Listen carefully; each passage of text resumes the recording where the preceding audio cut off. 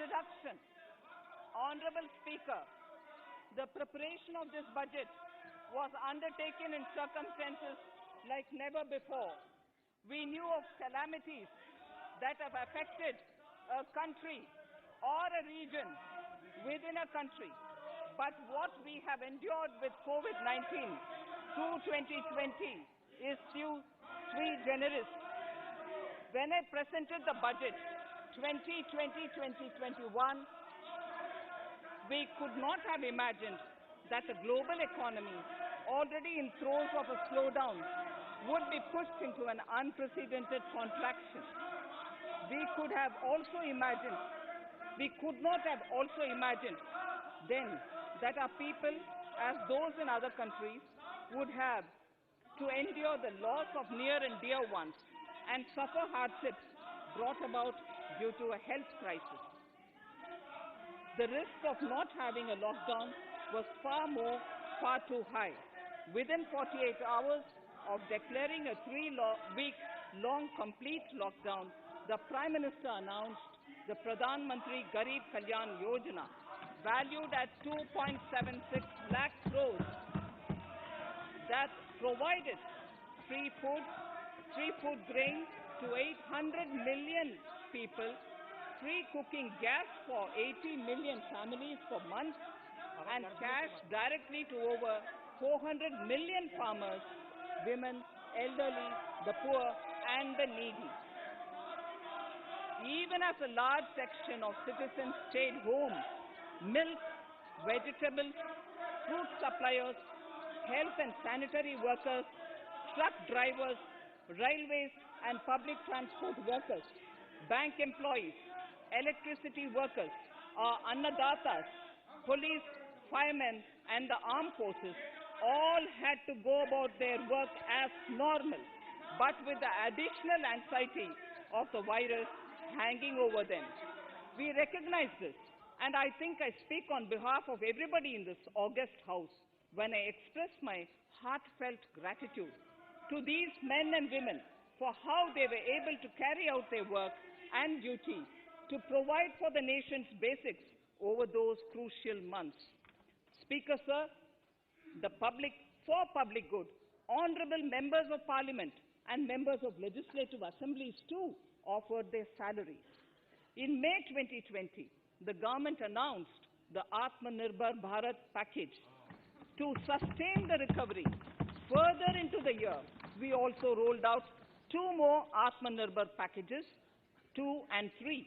Total financial impact of all the Atmanirbhar Bharat packages, including measures taken by the RBI, was estimated to be about 27.1 lakh crores, which amounts to more than 13% of our GDP.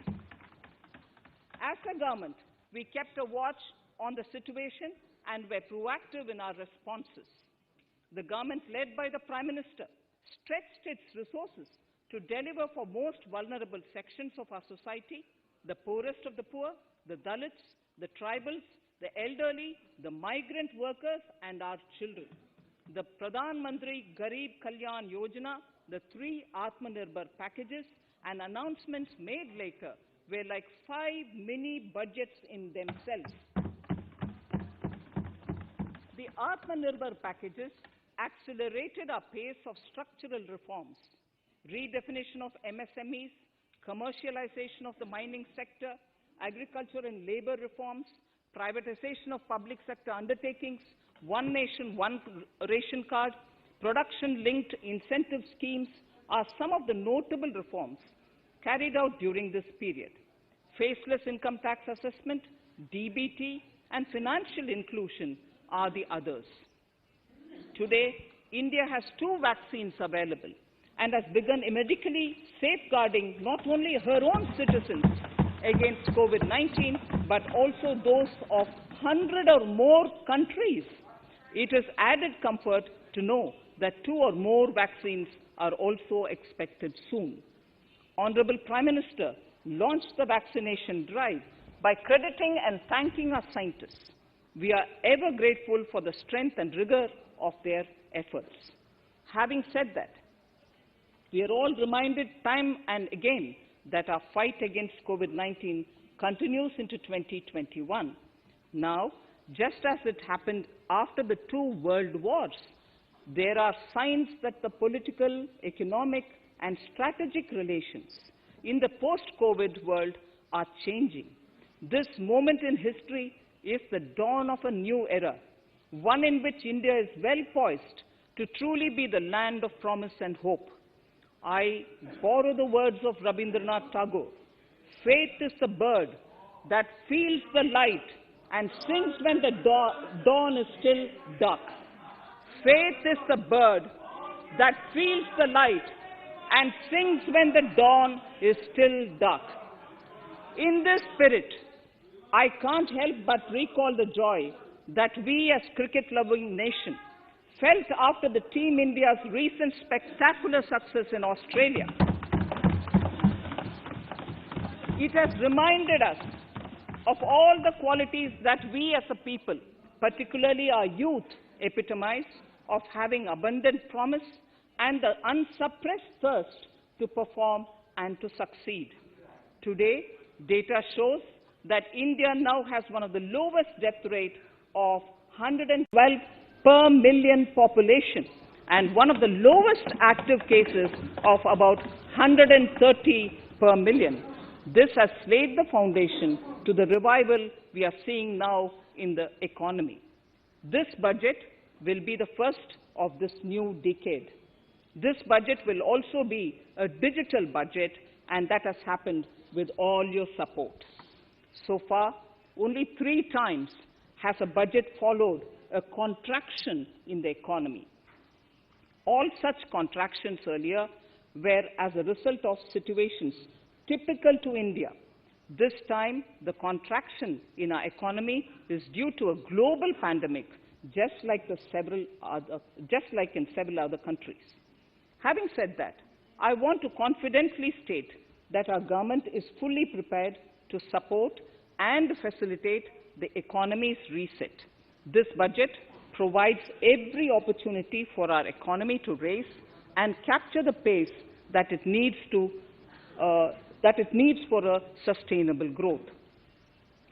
2021 is the year of many important milestones for our history.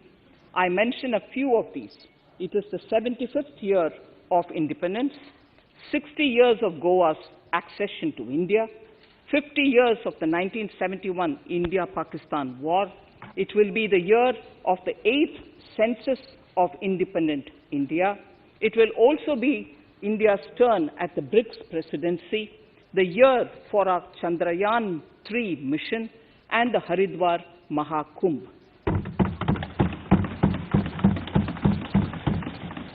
Honorable Speaker, before I commence Part A of the budget, I want to take a moment to acknowledge how isolating and distancing seemed like insurmountable challenges for a country like ours that has people coming together in times of crisis.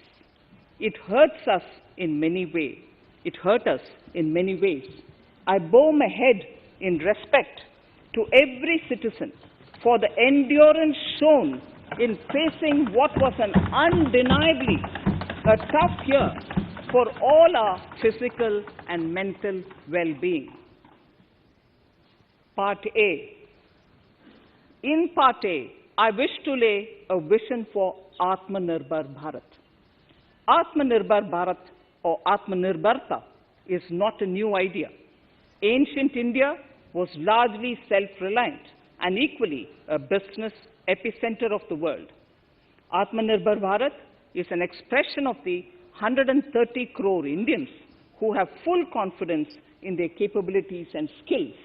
We are already part of international groupings such as the G20 and the BRICS, the Coalition for Disaster Resilient Infrastructure, and the International Solar Alliance are realities today due to India's efforts. The proposals in Part A will further strengthen the sankalp of nation first, doubling farmers' income, strong infrastructure, healthy India, good governance, opportunities for youth, education for all, women empowerment, and inclusive development, among others. Additionally, also on the path to fast implementation are the 13 promises we had made in the budget of 2015-16, which were to materialize during the Amrit Mahotsav of 2022 on the 75th year of our independence. They too resonate with the vision of Atmanirbharta. The budget proposals for 21-22 rest on 6 pillars: health and well-being, physical and financial capital and infrastructure, inclusive development for aspirational India, reinvigorating human capital, innovation and R&D, and as 6th, minimum government and maximum governance. I now move to talking about the first pillar, health and well-being.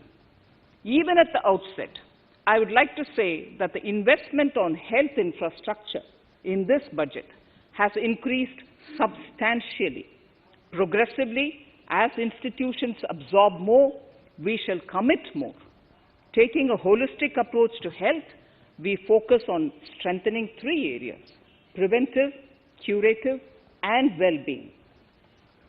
Health systems. A new centrally sponsored scheme, PM Atmanirbhar Swasth Bharat Yojana, will be launched with an outlay of about 64,180 crores over 6 years. This will develop capacities of primary, secondary, and tertiary care health systems, strengthen existing national institutions, and create new institutions to cater to detection and cure of new and emerging diseases. This will be in addition to the National Health Mission.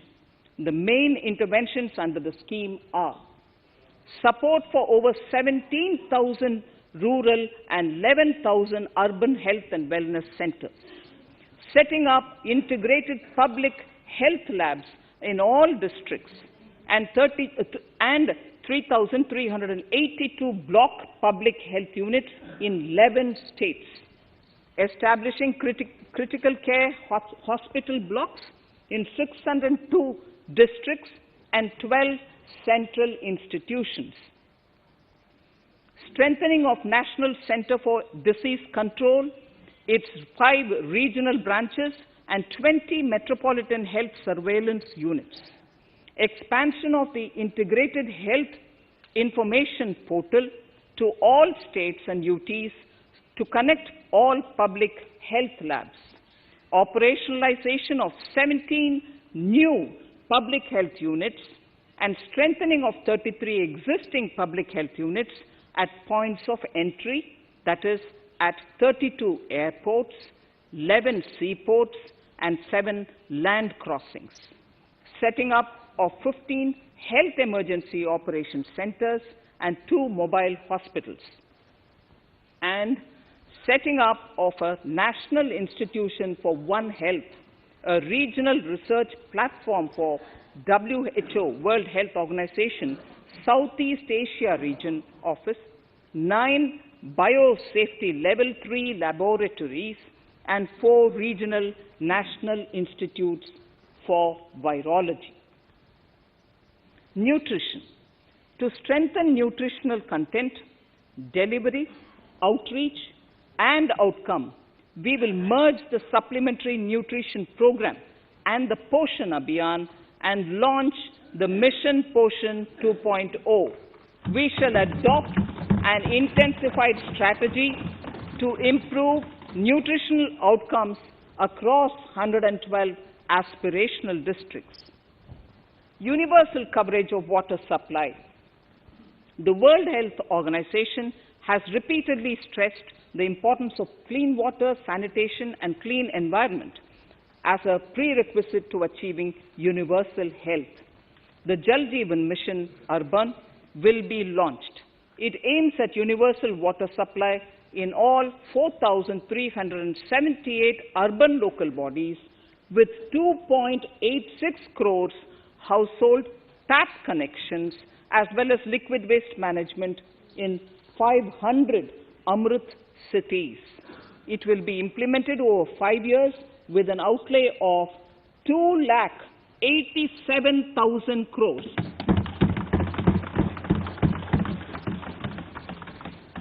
Swachh Bharat and Swasth Bharat.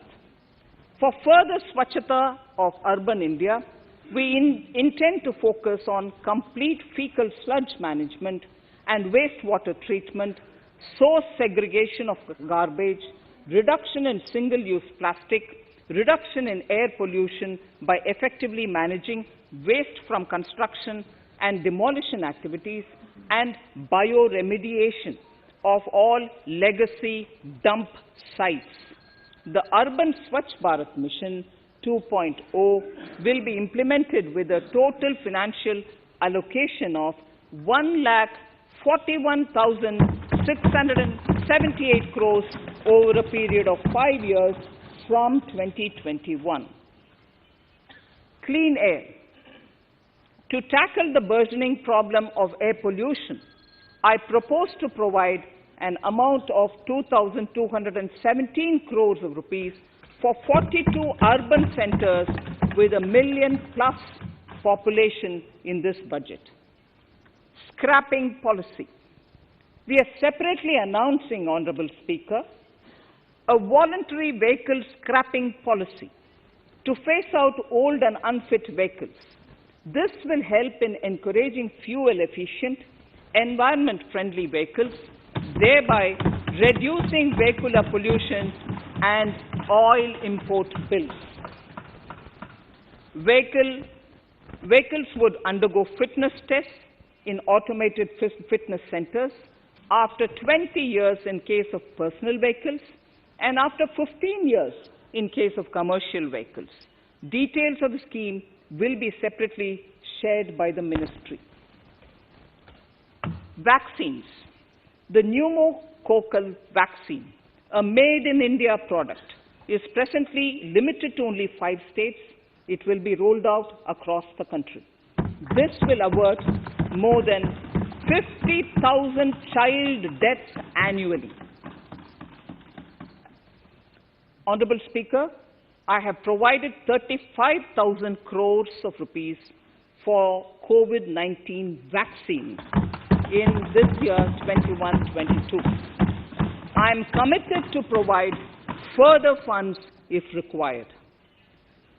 So the budget outlay for health and well-being is 2,23,846 crores in this BE 21-22, as against the BE of only 94,452 crores, and it marks an increase of 137%. The details of the same are at Annexure 1 of the speech. Honorable Speaker, I now move to the second pillar, physical and financial capital and infrastructure. Atmanirbhar Bharat, production-linked incentive schemes are things which I would like to place an emphasis. For a $5 trillion economy, our manufacturing sector has to grow in double digits on a sustained basis. Our manufacturing companies need to become an integral part of global supply chains, possess core competence and cutting-edge technology. To achieve all of the above, PLI schemes to create manufacturing global champions for an Atmanirbhar Bharat have been announced for 13 sectors. For this, the government has committed nearly 1.97 lakh crores over 5 years starting this financial year. This initiative will help bring scale and size in key sectors, create and nurture global champions, and provide jobs to our youth. Textiles. To enable the textile industry to become globally competitive, attract large investments, and boost employment generation, a scheme of Mega Investment Textiles Park will be launched in addition to the PLI schemes. This will create world-class infrastructure with plug-and-play facilities to create global champions in exports. 7 textile parks will be established over 3 years. Infrastructure. The National Infrastructure Pipeline, which I announced in December 2019, is the first of its kind. Whole of government exercise ever undertaken by Government of India.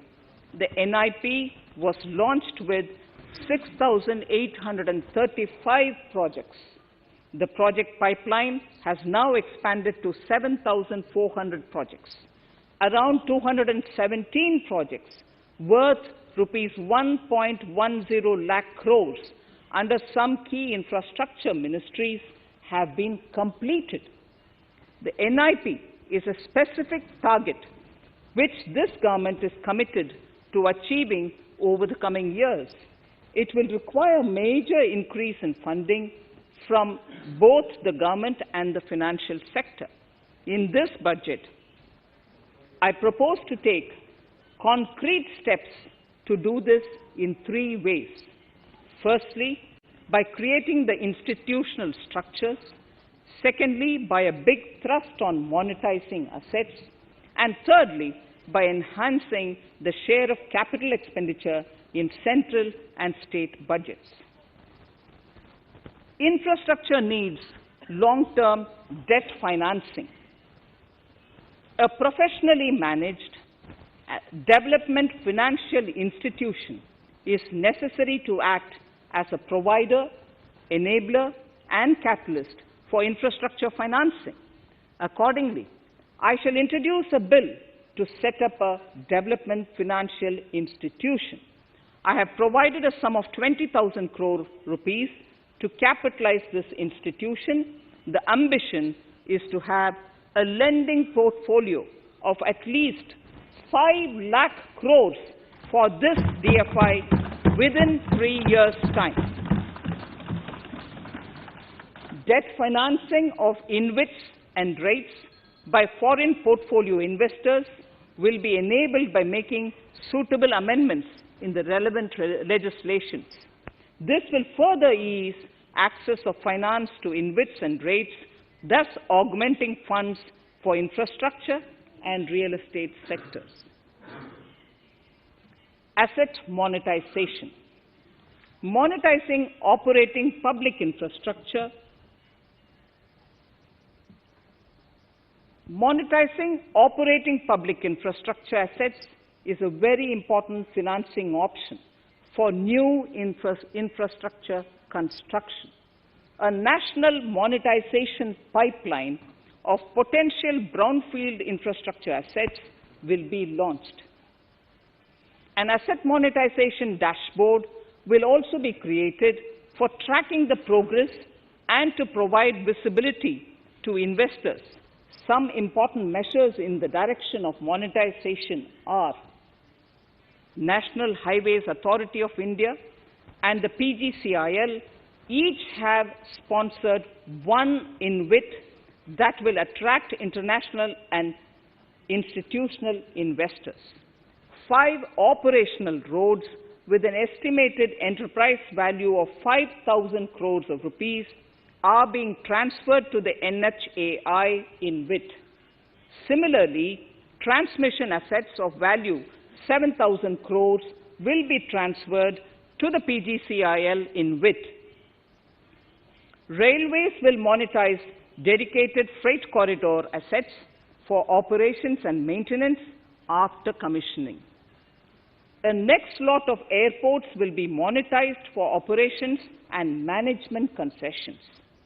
Other core infrastructure assets that will be rolled out under the asset monetization programs are NHAI operational toll roads, 2 transmission assets of PGCL, 3 oil and gas pipelines of GAIL, Gas Authority of India Limited, IOCL and HPCL, Airports Authority of India airports in Tier 2 and 3 cities, other railway infrastructure assets, warehousing assets of CPSE, such as the Central Warehousing Corporation, and NAFED, among others, and sports stadiums. Sharp increase in capital budget. In the BE 2020-21, we had provided for 4.12 lakh crores for capital expenditure. It was our effort that in spite of resource crunch, we should spend more on capital, and we are likely to end this year at around 4.39 lakh crores, which I have provided in the RE of 2020-2021. For 21-22, I propose a sharp increase in capital expenditure and thus have provided 5.54 lakh crores, which is 34.5% more than the BE of 2020-2021. Of this, I have kept a sum of more than 44,000 crores in the budget head of the Department of Economic Affairs to be provided for projects, programs, or departments that show good progress in capital expenditure and are in need of further funds. Over and above this expenditure, we would also be providing more than 2 lakh crores to states and autonomous bodies for their capital expenditure. We will also work out specific mechanisms to nudge states to spend more of their budget on creation of infrastructure.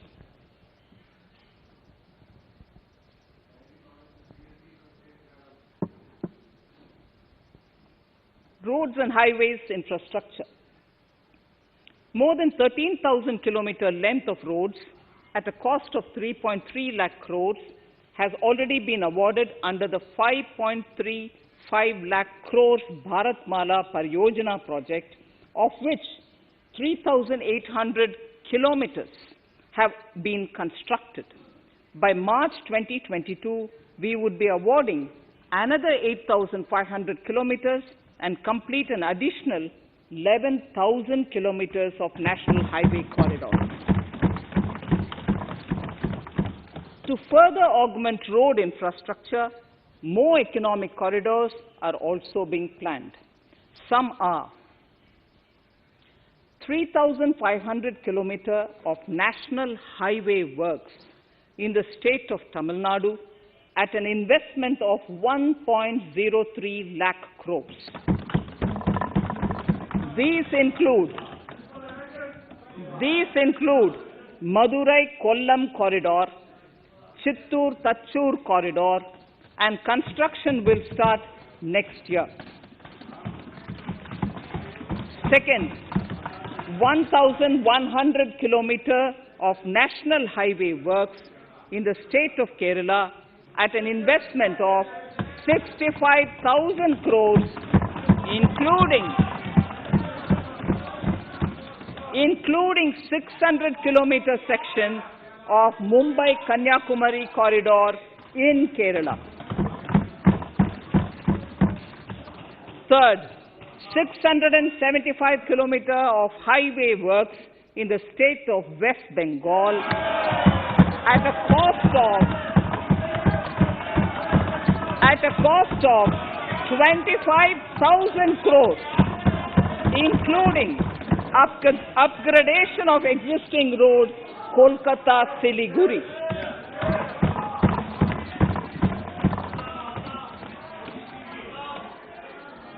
National highway works of around 19,000 crores are currently in progress in the state of Assam. Further works of more than 34,000 crores covering more than 1,300 kilometers of national highways will be undertaken in the state in the coming 3 years.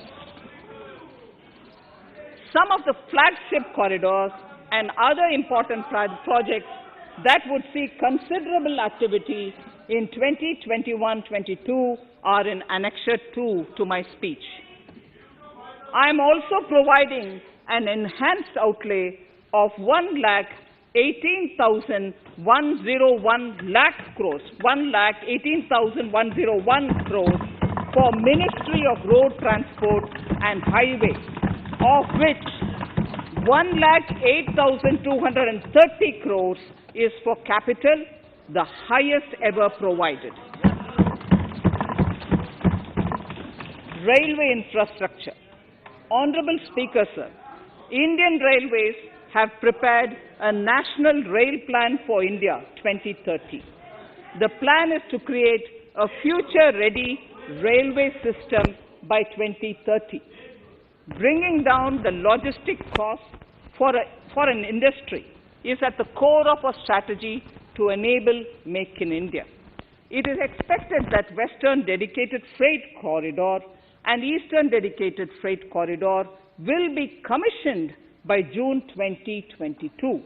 The following additional initiatives are also proposed. The Sonnagar-Gomo sections, 263 kilometers of Eastern Dedicated Freight Corridor, will be taken up in PPP mode in this year itself. Gomo-Dankuni section of 274.3 kilometers will be also taken up shortly in short succession. We will undertake future dedicated freight corridor projects, namely East Coast Corridor from Kharagpur to Vijayawada, East-West Corridor from Bhusawal to Kharagpur to Dankuni, and North-South Corridor from Itarsi to Vijayawada. Detailed project reports will be undertaken in the first phase. Broad gauge route kilometers, RKM as I referred to, electrified is expected to reach 46,000 kilometers, 46,000 RKM. That is 72% by end of 2021 from 41,548 RKMs on 1st October 2020. 100% electrification of broad gauge routes will be completed by December 2023. For passenger convenience and safety, the following measures are being proposed. We will introduce the aesthetically designed Vista Dome LHB coach on tourist routes to give better travel experience to passengers. The safety measures undertaken in the past few years have borne results. To further strengthen this effort, high-density network and highly utilized network routes of Indian Railways will be provided with an indigenously developed automatic train protection system that eliminates train collision due to human error. I am providing a record sum of 1,10,055 crores for railways, of which 1,07,100 crores is for capital expenditure only. Urban infrastructure. We will work towards raising the share of public transport in urban areas through expansion of metro rail networks and augmentation of city bus services. A new scheme will be launched at a cost of 18,000 crores to support augmentation of public bus transport services.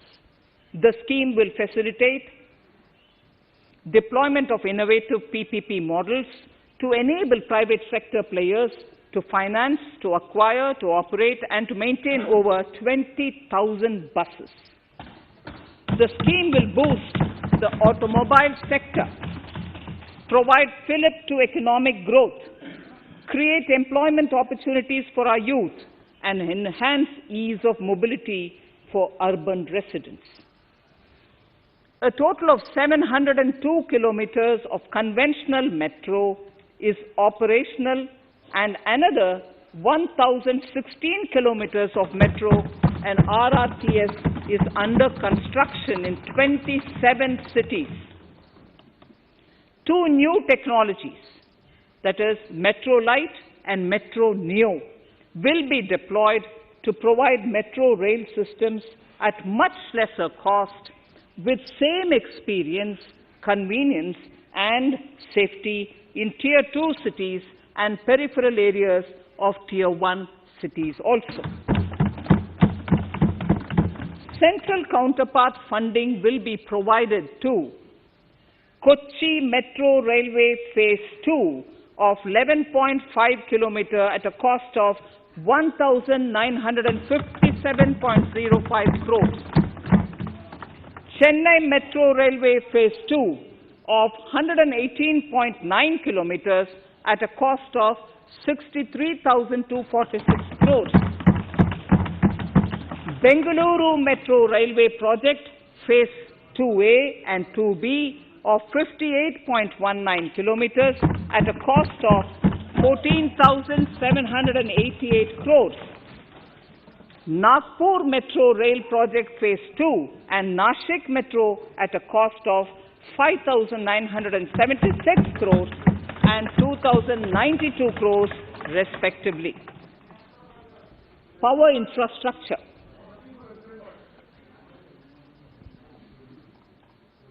The past 6 years have seen a number of reforms and achievements in power sector. We have added 139 gigawatts of installed capacity, connected an additional 2.8 crore households, and added 1.41 lakh circuit kilometers of transmission lines.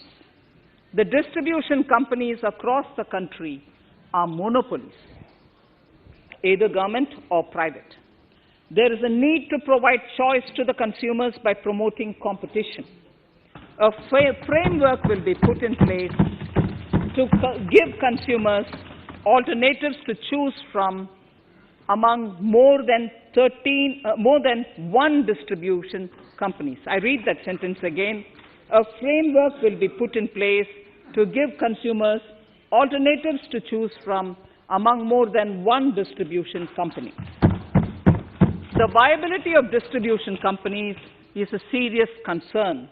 A revamped, reforms-based, results-linked power distribution sector scheme will be launched with an outlay of 3,05,984 crores over 5 years. The scheme will provide assistance to DISCOMs for infrastructure creation, including prepaid smart metering, feeder separation, upgradation of systems, etc., tied to financial improvements. Prime Minister, while speaking at the third Reinvestment Conference in November 2020, had announced plans to launch a comprehensive national hydrogen energy mission. It is now proposed to launch a hydrogen energy mission in 2021-22 for generating hydrogen from green power sources. Ports, shipping and waterways. Major ports will be moving from managing their operational services on their own to a model where a private partner will manage it for them. For the purpose, 7 projects worth more than 2,000 crores will be offered by the major ports on private-public partnership mode in FY 21-22. A scheme for promoting flagging of merchant ships in India will be launched by providing subsidy support to Indian shipping companies in global tenders floated by ministries and CPSCs. An amount of 1,624 crores will be provided over 5 years. This initiative will enable greater training and employment opportunities for Indian seafarers, besides enhancing Indian companies' share in global shipping. India has enacted Recycling of Ships Act in 2019 and acceded to the Hong Kong International Convention. Around 90 ship recycling yards at Alang in Gujarat have already achieved HKC compliant certificates. Efforts will be made to bring more ships to India from Europe and Japan. Recycling capacities of around 4.5 million light displacement ton LDT will be doubled by 2024. This is expected to generate an additional 1.5 lakh jobs for our youth. Petroleum and natural gas. Our government has kept fuel supplies running across the country without interruption during the COVID-19 lockdown period. Taking note of the crucial nature of the sector in people's lives, the following key initiatives are being announced. 1. Ujjwala scheme, which has benefited 8 crore households, will be extended to cover 1 crore more beneficiaries. We will add 100 more districts in next 3 years to the city gas distribution network.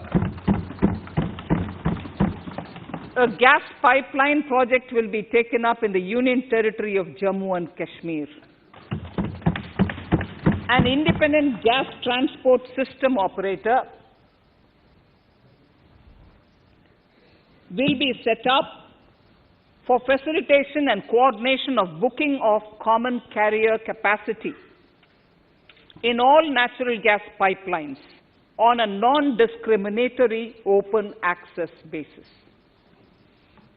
Financial capital. I propose to consolidate the provisions of the SEBI Act 1992, Depositories Act 1996, Securities Contracts Regulation Act 1956, and Government Securities Act 2007 into a rationalized single Securities Markets Code. The government would support the development of a world-class fintech hub at the GIFT IFSC. To instill confidence amongst the participants in corporate bond market during times of stress and to generally enhance secondary market liquidity, it is proposed to create a permanent institutional framework. The proposed body would purchase investment-grade debt securities both in the stressed and normal times and help in the development of the bond market. In the budget 2018-19, government had announced its intent to establish a system of regulated gold exchanges in the country. For the purpose, SEBI will be notified as the regulator, and Warehousing Development and Regulatory Authority will be strengthened to set up a commodity market ecosystem arrangement, including vaulting, assaying, logistics, etc., in addition to warehousing. Towards investor protection, I propose to introduce an investor charter as a right of all financial investors across all financial products. To give a further boost to the non-conventional energy sector, I propose to provide additional capital infusion of 1,000 crores to Solar Energy Corporation of India and 1,500 crores to Indian Renewable Energy Development Agency. I propose to amend the Insurance Act 1938 to increase the permissible FDI limit from 49% to 74% in insurance companies and allow foreign ownership and control with safeguards. Under the new structure, the majority of directors on the board and key management persons would be resident Indians, with at least 50% of directors being independent directors and specified percentage of profits being retained as general reserve. Stressed asset resolution by setting up a new structure. The high level of provisioning by public sector banks of their stressed assets calls for a measure to clean up the bank books. An asset reconstruction company limited and asset management company would be set up to consolidate and take over the existing stressed debt and then manage and dispose of the assets to alternative investment funds and other potential investors for eventual value realization. Recapitalization of PSB. To further consolidate the financial capital capacity of PSBs, further recapitalization of 20,000 crores is proposed in 21-22. Deposit insurance. Last year, government had approved an increase in the deposit insurance cover from 1 lakh rupees to 5 lakhs for bank customers.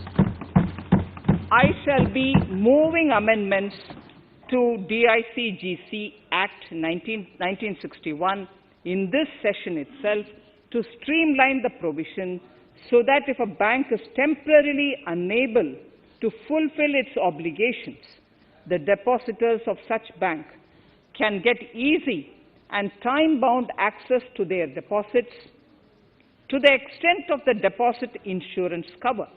This would help depositors of banks that are currently under stress.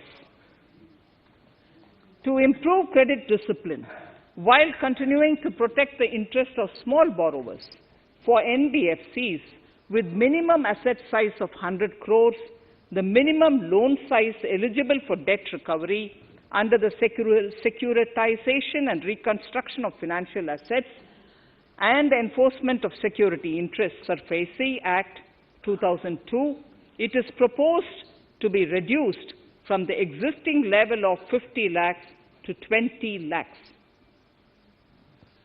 Company matters. The decriminalization of the procedural and technical compoundable offences under Companies Act 2013 is now complete. I now propose to take up decriminalization of the Limited Liability Partnerships Act 2008. Honourable Speaker, I propose to revise the definition under the Companies Act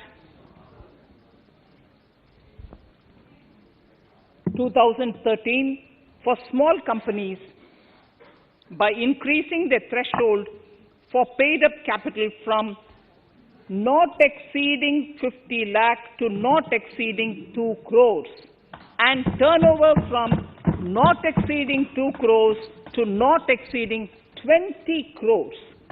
This will benefit more than 2 lakh companies in easing their compliance requirements.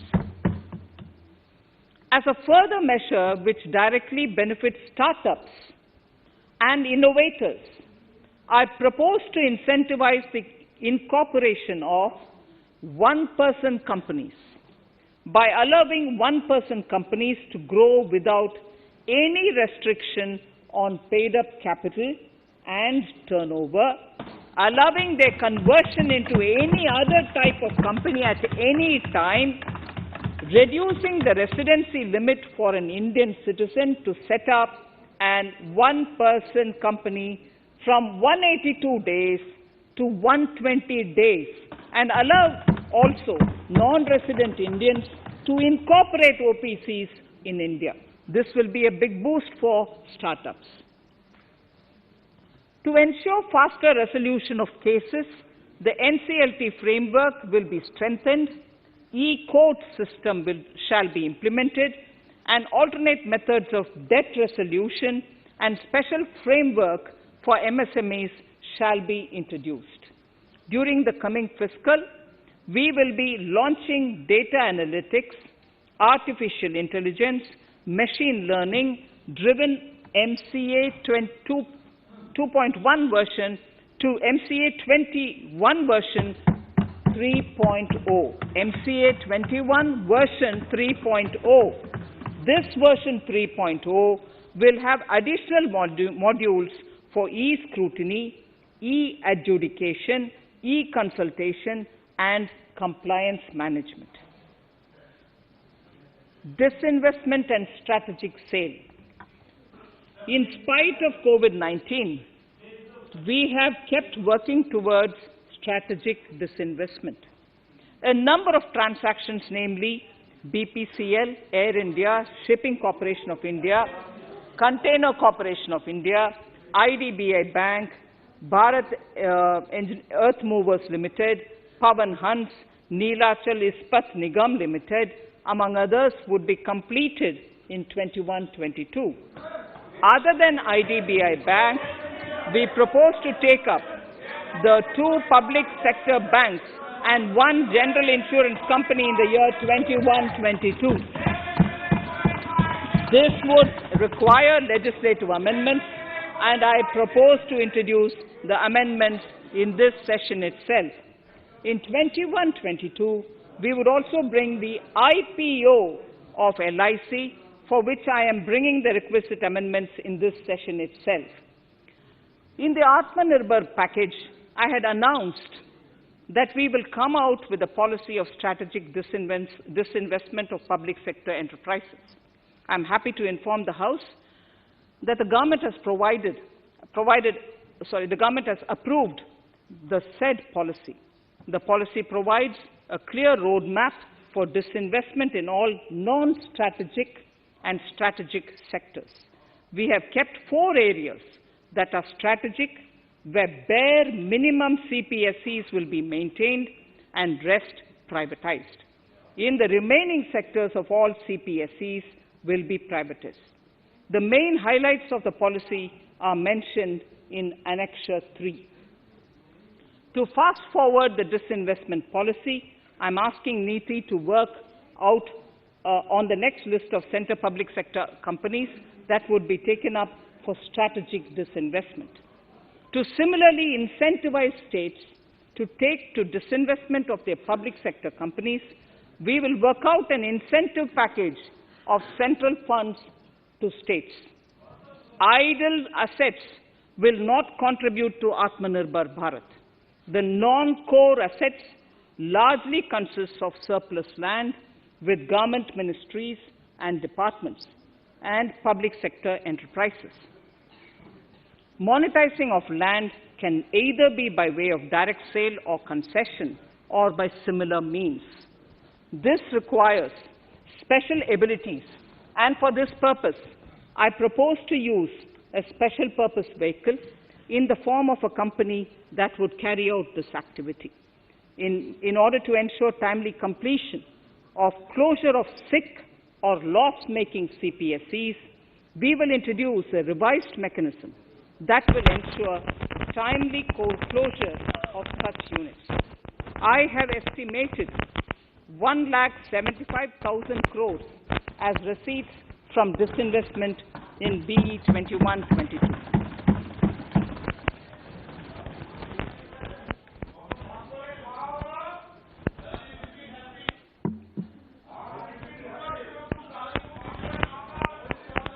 Government financial reforms. Under the Treasury single account, the TSA system, autonomous bodies directly draw funds from the government's account at the time of actual expenditure, saving interest costs. We will extend the TSA system for universal application from 21-22. On the recommendation of the 15th Finance Commission, we have undertaken a detailed exercise to rationalize and bring down the number of centrally sponsored schemes. This will enable consolidation of outlays for better impact. The government is committed to the development of multi-state cooperatives and will provide all support to them. To further streamline the ease of doing business for cooperatives, I propose to set up a separate administrative structure for them. So the third pillar of Atmanirbhar Bharat, inclusive development for aspirational India. Honorable Speaker, sir, under this pillar, I will cover agriculture and allied sectors, farmers' welfare and rural India, migrant workers and labour, and financial inclusion. Agriculture. Our government is committed to the welfare of farmers. The MSP regime has undergone a sea change to assure price that is at least 1.5 times the cost of production across all commodities.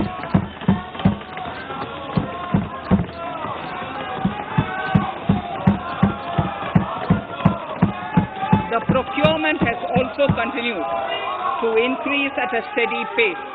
This has resulted in increase in payment to farmers substantially. In case of wheat, a total amount paid to farmers in 2013-14, Honorable Speaker, sir, the data that I give now is important for all honorable members to kindly hear. In case of wheat, the total amount paid to farmers in 2013-14 was 33,874 crores. In 2019-20, it was 62,802 crores. And even better, Honorable Speaker, in 2020-2021, this amount paid to farmers was 75,060 crores.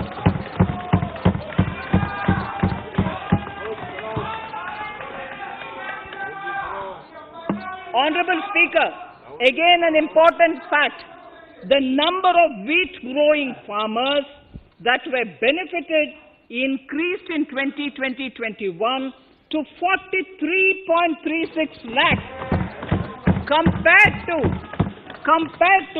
35.57 lakhs in 2019-20. That much of an increase within 1 year. For paddy, again an important data. For paddy, the amount paid in 2013-14 was 63,928 crores.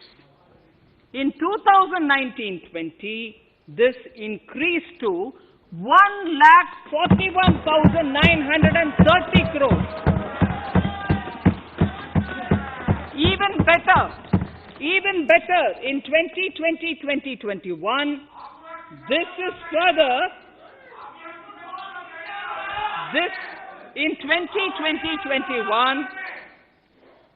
in 2020-21, this is further estimated, and I'm saying this is further estimated because the procurement is ongoing, and therefore I can't give you the final figure. This is further estimated to increase to 1,72,752 crores. The number of farmers benefited increased from 1.24 crores in 2019-20 to 1.54 crores in 2020-21. In the same way, Honorable Speaker, sir, in the case of pulses, the amount paid in 2013-14 was 236 crores. In 2019-20, this was increased to 8,285 crores. Now in 2021, it is at 10,530 crores. More than 40 times increase from 2013-14. The receipts to cotton farmers have seen a stupendous increase from 90 crores in 2013-14 to 25,974 crores I'm giving you data as of 27th January 2021. This is bound to increase. From 90 crores for cotton farmers in 2013-14 to 25,974 crores in 2021. All the details in complete narration is available in Annexure 4 to my speech. Early this year, Honorable Prime Minister had launched the Swamitwa scheme. Under this, a record of rights is being given to property owners in villages. Up till now, about 1.80 lakh property owners in 1,241 villages have been provided cards. I propose during 21-22 to extend this to cover all states and union territories. To provide adequate credit to our farmers, I have enhanced the agricultural credit target to 16.5 lakh crores in this year. We will focus on ensuring increased credit flow to animal husbandry, pashupalan, dairy, and to matsyakar, to the fisheries. We are enhancing the allocation to the Rural Infrastructure Development Fund from 30,000 crores to 40,000 crores. The Micro Irrigation Fund, with a corpus of 5,000 crores, has been created under NABARD. I propose to double it by augmenting it by another 5,000 crores. To boost value addition in agriculture and allied products and their exports, the scope of Operation Green Scheme, that is presently applicable to only tomatoes, onions, and potatoes, will be enlarged to include 22 perishable crops. Around 1.68 lakh crore farmers, around 1.68 crore farmers are registered, and 1.14 lakh crores of rupees trade value has been carried out through e-NAMs, the National Agricultural Market. Keeping in view the transparency and the competitiveness that e-NAM has brought into the agricultural market, 1,000 more mandis will be integrated with e-NAM. Honorable Speaker, sir, with all this, the Agricultural Infrastructure Fund would be made available to the APMCs for augmenting their infrastructure facilities.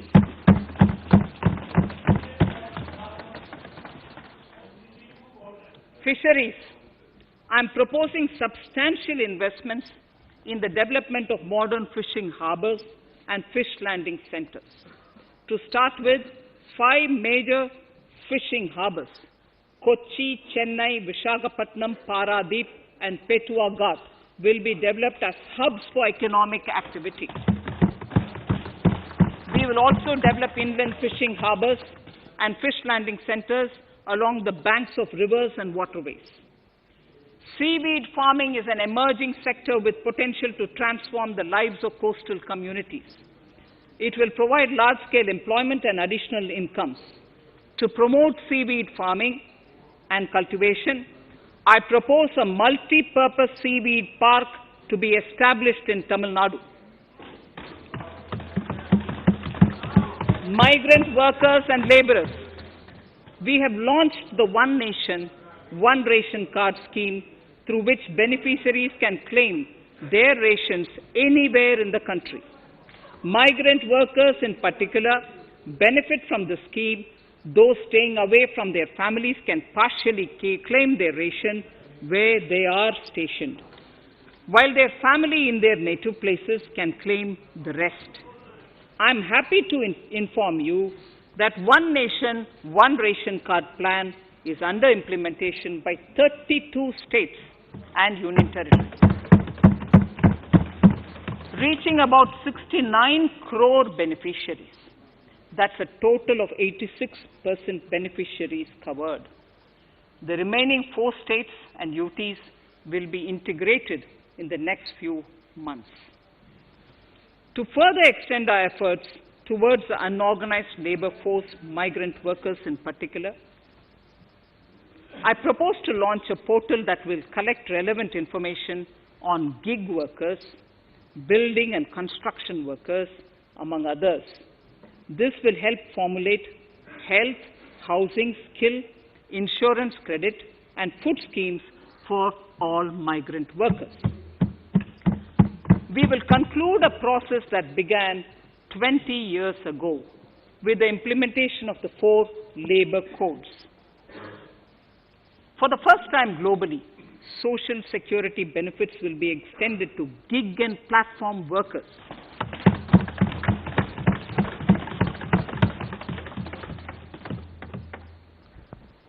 Minimum wages will apply to all categories of workers, and they will all be covered by the Employees State Insurance Corporation. Women will be allowed to work in all categories and also in the night shifts with adequate protection. At the same time, compliance burden on employers will be reduced with a single registration and licensing and online returns. Financial inclusion. To further facilitate credit flow under the scheme of Stand Up India for the scheduled castes and scheduled tribes and also women, I propose to reduce the margin money requirement from 25% to 15% only, and to also include loans for activities in allied sectors, in allied activities in agriculture. We have taken a number of steps to support the MSME sector. In this budget, I have provided 15,700 crores to this sector, more than double of the last year's B. Honorable Speaker, sir, I now go to the fourth pillar, reinvigorating human capital. The national education policy announced recently has had good reception. In school education, more than 15,000 schools will be qualitatively strengthened to include all components of the national education policy. They shall emerge as exemplar schools in their regions, hand-holding and mentoring other schools to achieve the ideals of policy. 100 new Sainik schools will be set up in partnership with NGOs, private schools, and states. Higher education. In Budget 2019-20, I had mentioned about the setting up of a higher education commission in India. We would be introducing the legislation this year to implement the same. It will be an umbrella body having 4 separate vehicles for standard setting, accreditation, regulation, and funding. Many of our cities have various institutions, universities, and colleges supported by the Government of India. Hyderabad, for example, has about 40 major institutions.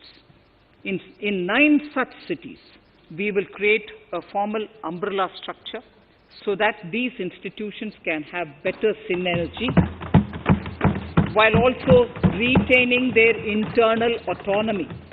A glue grant will be set aside for this purpose.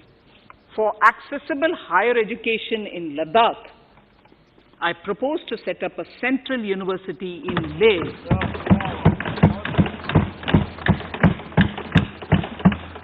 The other important projects to be taken up as a part of the NEP are listed in Annexure 5.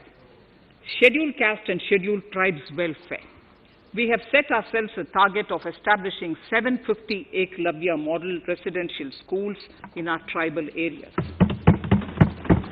I propose to increase the unit cost of each such school from 20 crores, which is what it is now, to 38 crores, and for hilly and difficult areas to 48 crores. This would help creating robust infrastructure facilities for our tribal students. We have revamped the post-metric scholarship scheme for the welfare of scheduled caste students. I have also enhanced the central assistance in this regard. We are allotting 35,219 crores for 6 years till 25-26 to benefit 4 crores scheduled caste students. Skilling. In 2016, we had launched the National Apprenticeship Promotion Scheme. The government proposes to amend the Apprenticeship Act with a view to further enhancing apprenticeship opportunities for our youth. We will realign the existing scheme of National Apprenticeship Training Scheme for providing post-education apprenticeship, training of graduates and diploma holders in engineering. Over 3,000 crores will be provided for this purpose.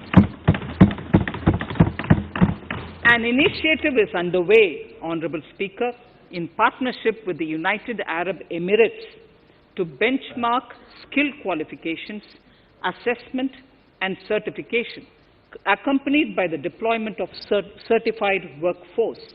We also have a collaborative training, intertraining program between India and Japan to facilitate transfer of Japanese industrial and vocational skills, techniques, and knowledge.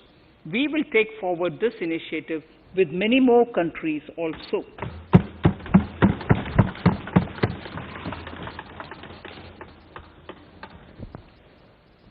Innovation and R&D. In my budget speech of 2019, I had announced the National Research Foundation. We have now worked out the modalities, and the NRF outlay will be of 50,000 crores over 5 years. It will ensure that the overall research ecosystem in the country is strengthened with focus on identified national priority thrust areas. There has been a manifold increase in digital payments in the recent past. To give a further boost to digital transactions, I earmarked 1,500 crores for a proposed scheme that will provide financial incentive to promote digital mode of payment. We will undertake a new initiative, National Language Translation Mission. This will enable the wealth of governance and policy-related knowledge on the Internet being made available in major Indian languages.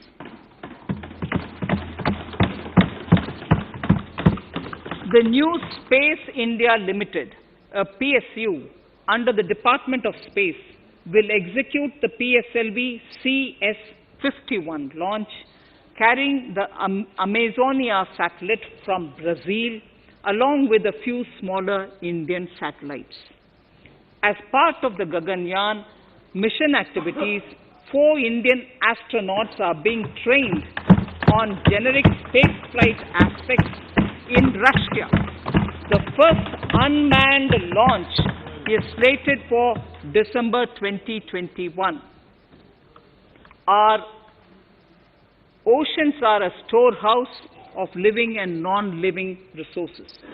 To better understand this realm, we will launch a deep ocean mission with a budget outlay of more than 4,000 crores over 5 years. This mission will cover deep ocean survey exploration and projects for the conservation of deep sea biodiversity. I come to the 6th pillar, Honorable Speaker, minimum government, maximum governance. Honorable Speaker, sir, this is the last of the 6 pillars. This will outline plans for reforms in one of our core principles of minimum government, maximum governance. We have taken a number of steps to bring reforms in tribunals in the last few years for speedy delivery of justice. Continuing with the reforms process, I now propose to take further measures to rationalize the functioning of tribunals. We have introduced the National Commission for Allied Healthcare Professionals Bill in Parliament. National Commission for Allied Healthcare Professionals Bill in the Parliament, with a view to ensure transparent and efficient regulation of 56 allied healthcare professionals. Additionally, to bring about transparency, efficiency, and governance reforms in the nursing profession, the National Nursing and Midwifery Commission Bill will be introduced by the government for passing.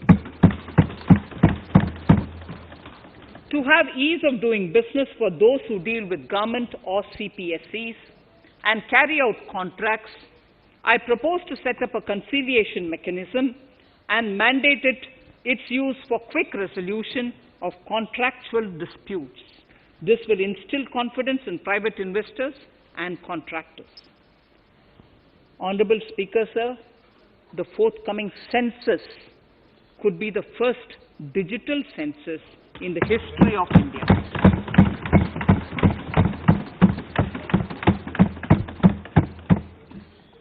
For this monumental milestone marking task, I have allocated 3,768 crores in this year, 21-22.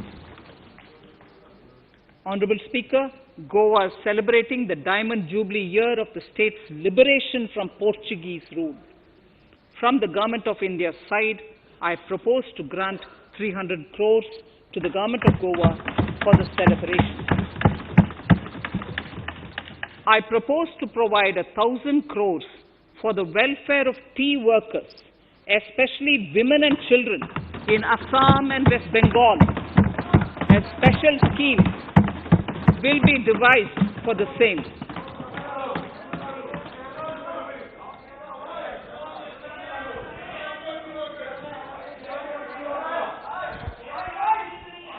Fiscal position. Fiscal position. In these last few paragraphs of part A of my speech, I draw the attention of this august House to the fact that at the beginning of the current financial year, the pandemic's impact on the economy resulted in a weak revenue inflow. This was combined with high expenditure to provide essential relief to vulnerable sections of the society, especially the poor, the women, scheduled castes, and scheduled tribes. Unlike many other countries, we opted for a series of medium-sized packages during the pandemic so that we could calibrate and target our response according to the evolving situation. Once the health situation stabilized and the lockdown was being slowly lifted, we switched to ramping up government spending so as to revive domestic demand. As a result, against an original BE expenditure of 30.42 lakh crores for 2020-21, our RE estimates are 34.50 lakhs. 30.42 now within the year going up to 34.5 lakh crores. We have maintained quality of expenditure. The capital expenditure estimated in the RE is 4.39 lakh crores as against 4.12 lakh crores in the BE stage. So the beginning of the year, we had marked only 4.12 lakh, whereas it is 4.39 lakh crores as we end the year. Fiscal deficit in RE 2020-2021 is pegged at 9.5% of the GDP. Fiscal deficit in RE 2020 to 2021 is pegged at 9.5% of GDP. We have funded this through government borrowings, multilateral borrowings, small saving funds, and short-term borrowings. We would need another 80,000 crores, for which we would be approaching the market in these 2 months. We would be needing another 80,000 crores for which we would be approaching the markets in these 2 months. To ensure that the economy is given the required push, our BE estimates for expenditure in 21-22 are 34.83 lakh crores. This includes 5.54 lakh crores as capital expenditure, an increase of 34.5% over the BE figure of 2020-2021.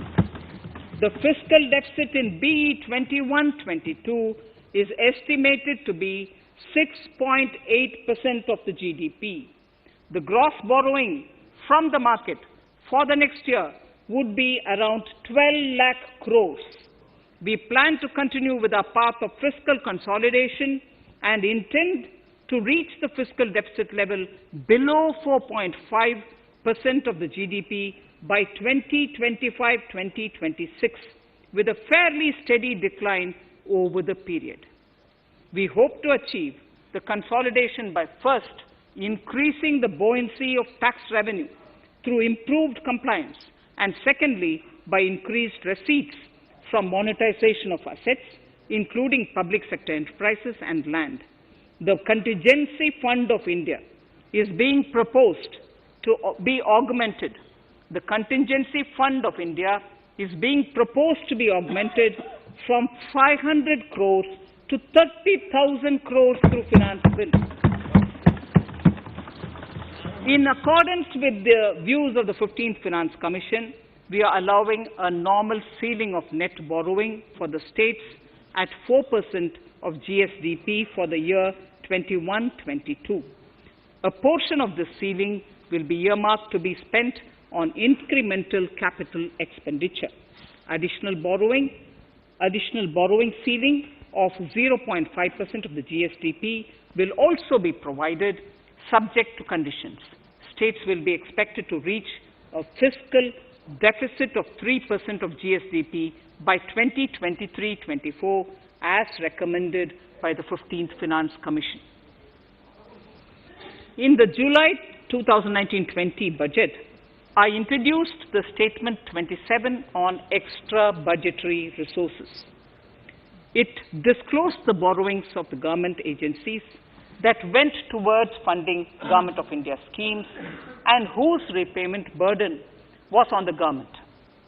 In my 2020-21 budget, I enhanced the scope and coverage of that statement by including the loans provided by government to the FCI, the Food Corporation of India. Taking a step further in this direction, I propose to discontinue the NSSF loan to FCI for food subsidy, and accordingly, budget provisions have been made in RE 2020-21 and in the BE 2021-22. The extra budgetary resource details are at Annexure 6. We know that the FRBM Act mandates fiscal deficit of 3% of GDP to be achieved by 31st March 2020-2021. The effect of this year's unforeseen and unprecedented circumstances has necessitated the submission of a deviation statement under Sections 4 of Subclause 5 and Section 7, Subclause 3b of the FRBM Act, which I am laying on the table of the House as part of the FRBM documents. Towards achieving central government fiscal deficit along the broad path that I have already indicated, I will be introducing an amendment to the FRBM Act. Honorable Speaker, on the 9th of December 2020, the 15th Finance Commission submitted its final report covering the period 2021 to 2026 to the Rashtrapati Ji. The government has laid the Commission's report along with the explanatory memorandum in the Parliament, retaining the vertical shares of the states at 41%. We recognize our commitment to fiscal federalism and propose, therefore, to adhere to this recommendation. Jammu and Kashmir in the 14th Finance Commission was entitled to get devolution being a state. Now the funds of the UTs of Jammu Kashmir and Ladakh would be provided by the centre.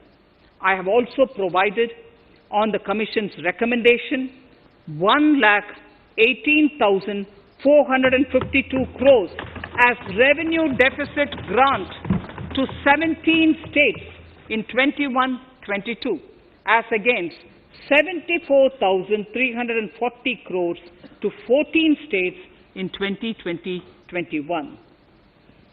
Honorable Speaker, I would now move to Part B of my speech.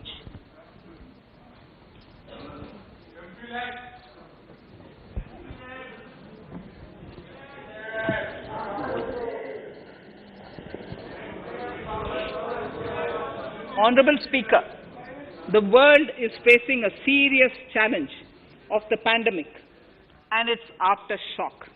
In these trying times, when many economies are struggling to revive, our people and our industry have exhibited remarkable resilience. As I mentioned already, post-pandemic, A new world order seems to be emerging, one in which Asia is poised to occupy a prominent position, and India will have a leading role therein. In this scenario, our tax system has to be transparent, efficient, and should promote investments and employment in our country. At the same time, it should put minimum burden on our taxpayers. I borrow the words of Thiruvalluvar, the saint. Yetralum, Eatalum, Kathalum, Katha Vaguthalum, Nalla Valladarasu. A king or a ruler is the one who creates and acquires wealth, protects and distributes it for common good. Tirukkural.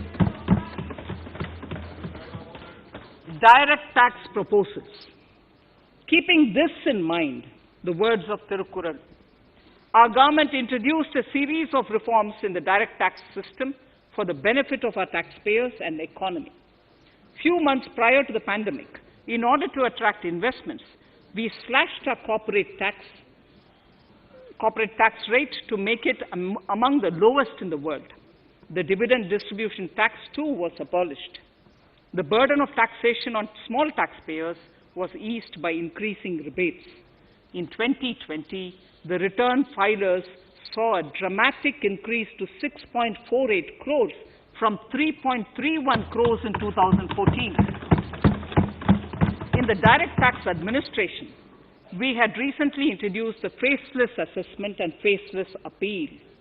I now seek to take further steps to simplify the tax administration, ease compliance, and reduce litigation. Relief to senior citizens. I begin my direct tax proposals by offering my pranam to our senior citizens. Many of them, despite having foregone several basic necessities of their own, have strived to build our nation.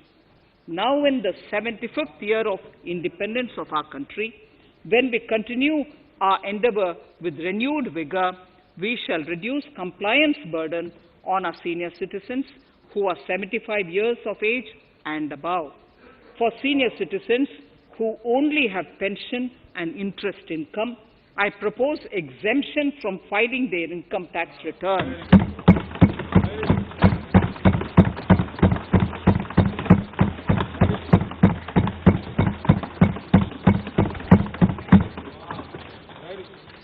The paying bank will deduct the necessary tax on their income. Reduction in time for income tax proceedings. This is a very key announcement, if you ask me. Honorable Speaker, presently an assessment can be reopened up to 6 years and in serious tax fraud cases for up to 10 years. As a result, taxpayers have to remain under uncertainty for a very long time. I therefore propose to reduce this time limit for reopening of assessments to 3 years from the present 6 years.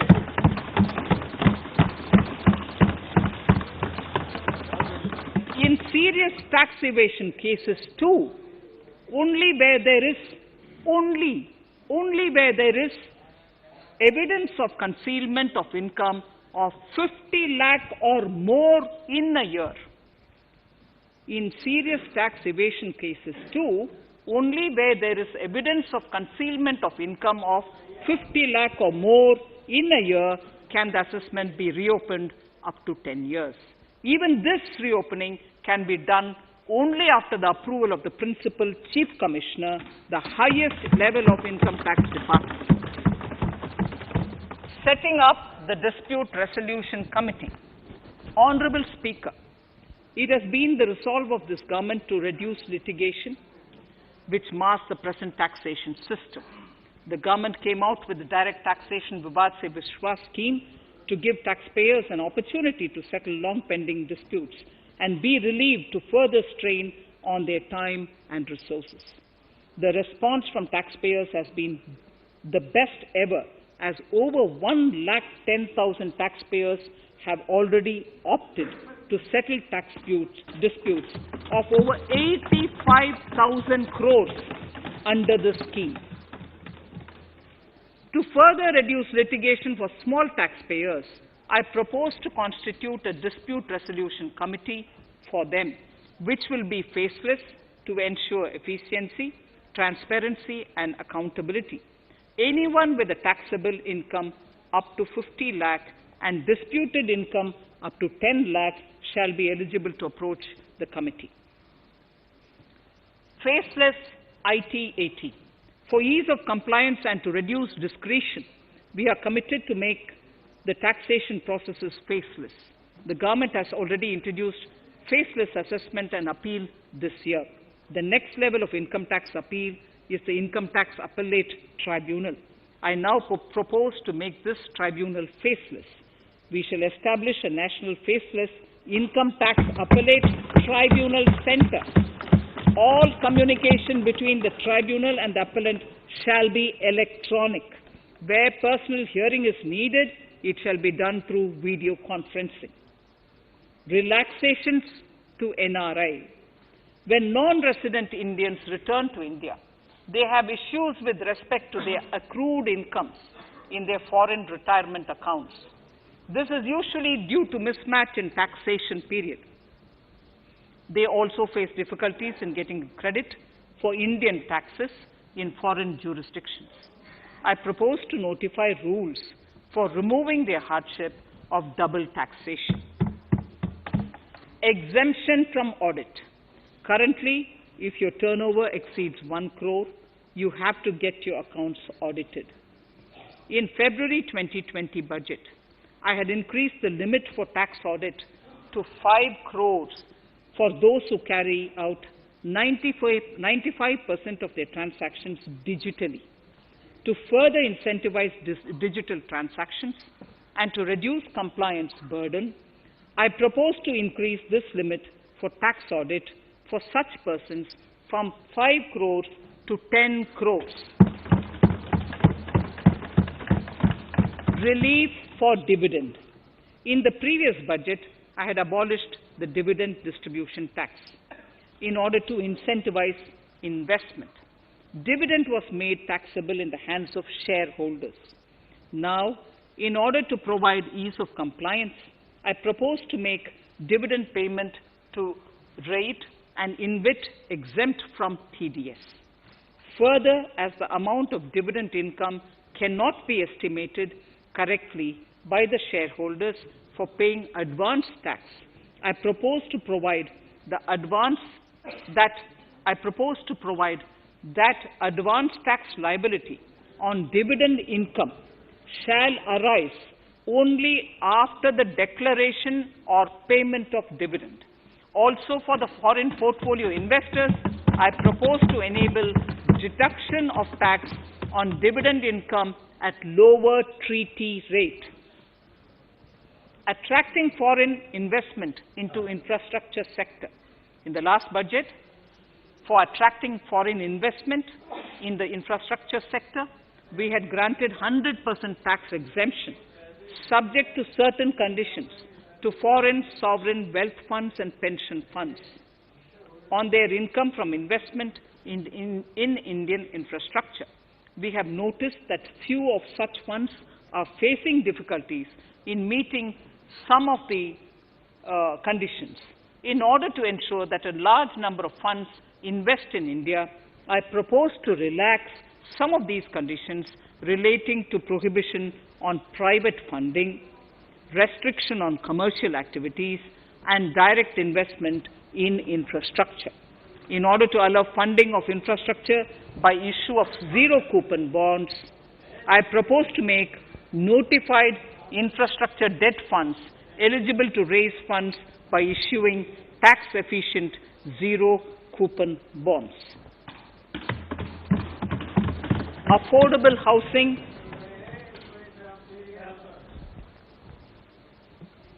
Affordable housing and rental housing. This government sees housing for all and affordable housing as priority areas. In July 2019 budget, I provided an additional deduction of interest amounting to 1.5 lakh for loan taken to purchase an affordable house. I propose to extend the eligibility of this condition by 1 more year to 31st March 2022. The additional deduction of 1.5 lakh shall therefore be available for loans taken up to 31st March 2022 for the purchase of affordable houses. Further, to keep up the supply of affordable houses, I propose that the affordable housing projects can avail a tax holiday for one more year till 31st March 2022. These are available now for projects also. We are committed to promote supply of affordable rental housing for migrant workers. For this, I propose to allow tax exemption for notified affordable rental housing projects. Tax incentives to IFSC. As I mentioned in Part A of this speech, the government is committed to making the International Financial Services Center in GIFT City a global financial hub. In addition to the tax incentives already provided, I propose to include, among others, tax holiday for capital gains for aircraft leasing companies, tax exemption for aircraft lease rentals paid to foreign lessors, tax incentive for relocating foreign funds in the IFSC, and to allow tax exemption to the investment division of foreign banks located in the IFSC. Pre-filling of returns. Honorable Speaker, in order to ease compliance for the taxpayer, details of salary income, tax payments, TDS, etc., already come pre-filled in income tax returns. To further ease filing of returns, details of capital gains from listed securities, dividend income, and interest from banks, post office, etc., will also be now pre-filled. Relief to small trusts. We hope to reduce compliance burden on small charitable trusts running educational institutions and hospitals. So far, there is a blanket exemption to such entities whose annual receipt does not exceed 1 crore of rupees. I now propose to increase this amount to 5 crores.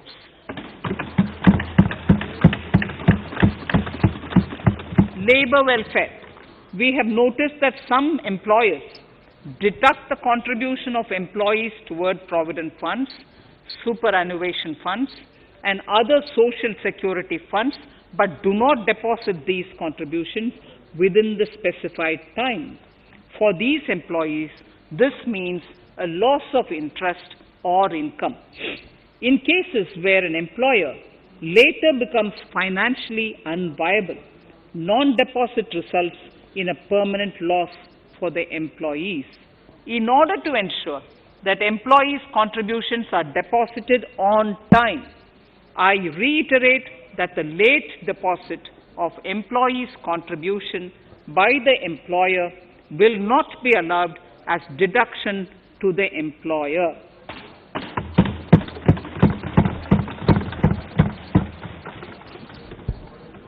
Incentives for startups.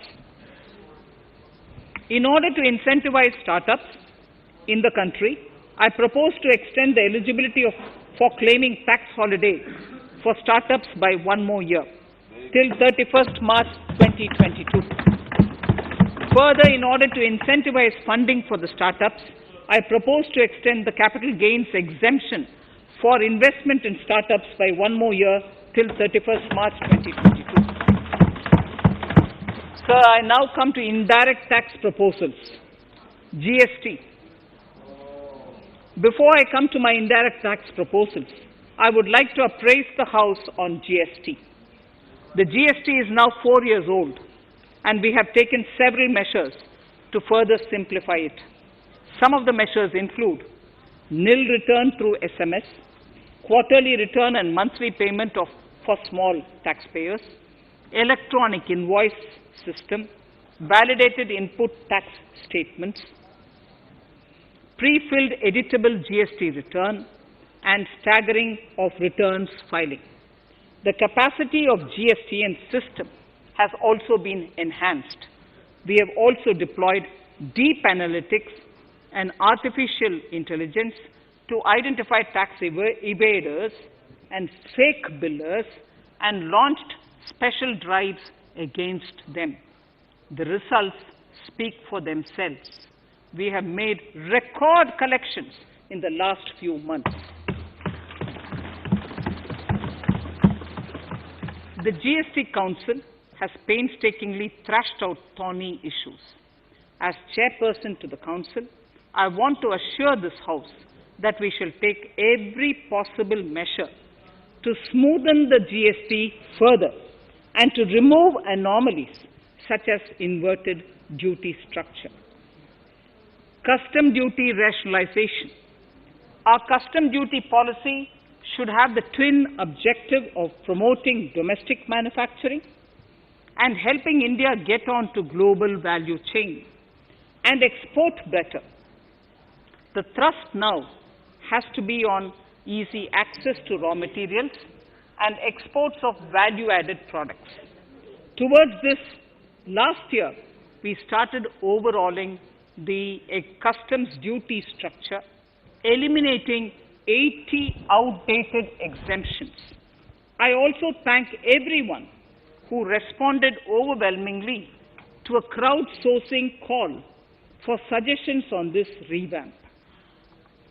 I now propose to review more than 400 old exemptions this year. I repeat, I now propose to review more than 400 old exemptions this year. We will conduct this through extensive consultations, and from 1st October 2021, we will put in place a revised customs duty structure free of distortions. I also propose that any new customs duty exemptions, therefore, henceforth will have validity up to 31st March, following 2 years from the date of the issue. Electronic and mobile phone industry. Domestic electronic manufacturing has grown rapidly. We are now exporting items like mobiles and chargers. For greater domestic value addition, we are withdrawing a few exemptions on part of chargers and sub-parts of mobiles. Further, some parts of mobiles will move from nil rate to a moderate 2.5%. Iron and steel. MSMEs and other user industries have been severely hit by a recent sharp rise in iron and steel prices. Therefore, we are reducing customs duty uniformly to 7.5% on semis, flats, and long products of non-alloy, alloy, and stainless steels. To provide relief to metal recyclers, mostly MSMEs, I am exempting duty on steel scrap for a period up to 31st March 2022. Further, I am also revoking ADD and CVD on certain steel products.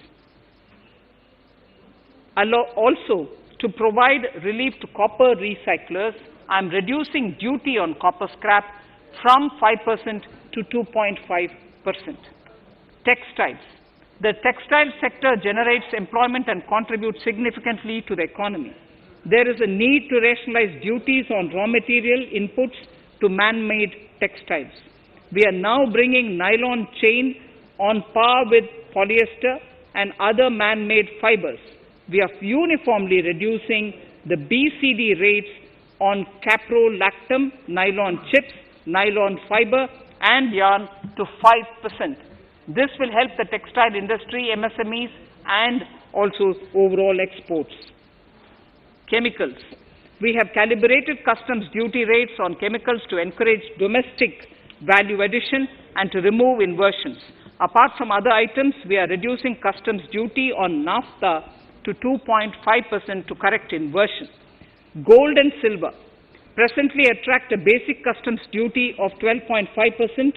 Since the duty was raised from 10% in July 19, prices of precious metals have risen sharply. To bring it closer to previous levels, we are rationalizing customs duty on gold and silver. Renewable energy.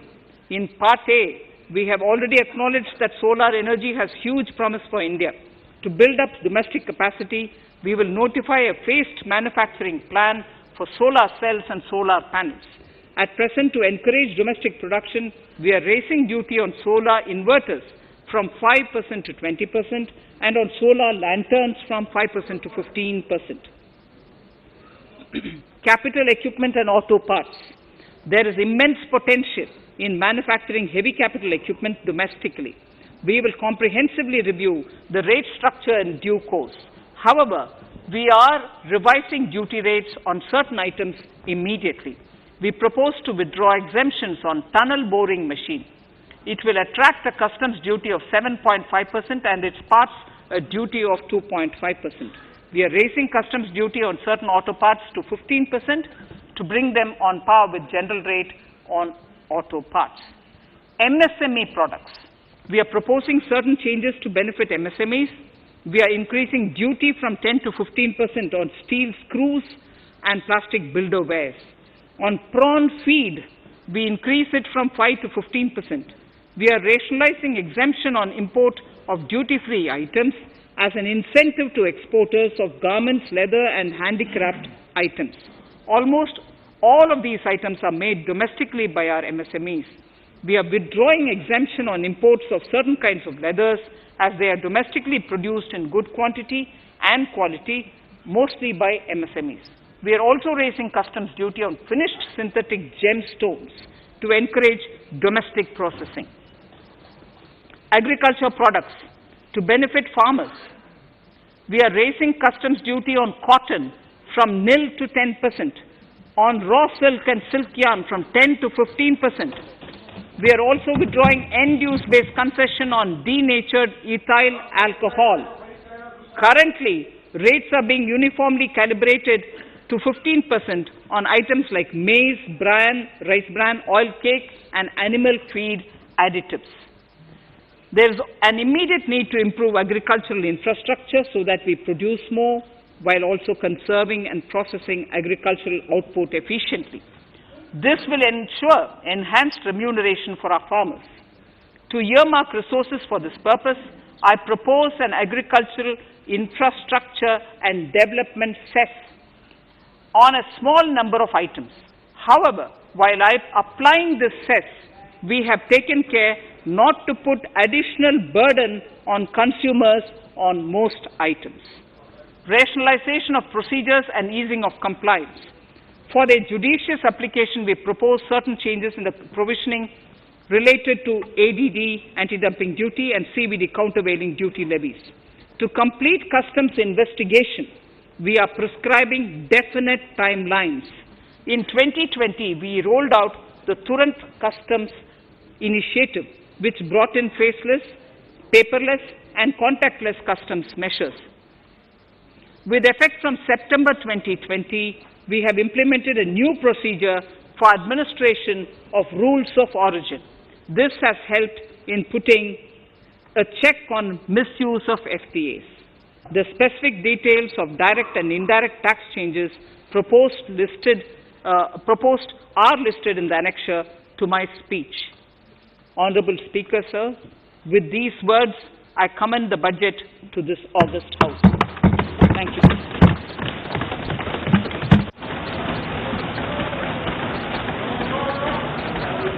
Item number 1, माननीय मंत्री जी, item number 1। Sorry, I don't have it with me. Sir, I wish to place on table the 15th Finance Commission report.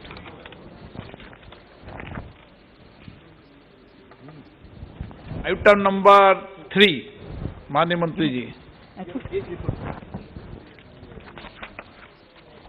So, I wish to lay on the table the following statements under Section 3(1) of the Fiscal Responsibility and Budget Management Act 2003, the medium-term fiscal policy cum fiscal policy strategy statement and macroeconomic framework statement.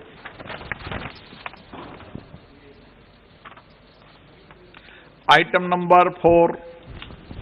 So, I wish to seek your permission to move for leave to introduce the Finance Bill 2021.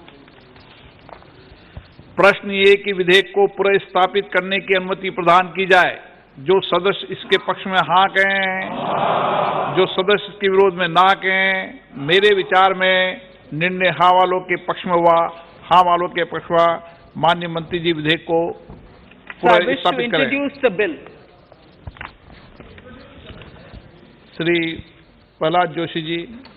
With your permission, I rise to present the 18th report of Business Advisory Committee. माननीय सदस्यगण, माननीय वित्त मंत्री जी के budget भाषण की प्रतियां प्रकाशक फलक पर उपलब्ध है। सदस्य अपनी प्रति प्रकाशन फलक से प्राप्त कर सकते हैं। माननीय सदस्यगण, जैसा कि आपको समाचार 2 के माध्यम से पहले सूचित किया जा चुका है कि बजट की प्रतियां आपको मेंबर्स पोर्टल के माध्यम से उपलब्ध कराई जा रही है। सभा की कार्रवाई मंगलवार दिनांक 2 फरवरी 2021 को दोपहर 4 बजे तक के लिए स्थगित की जाती है।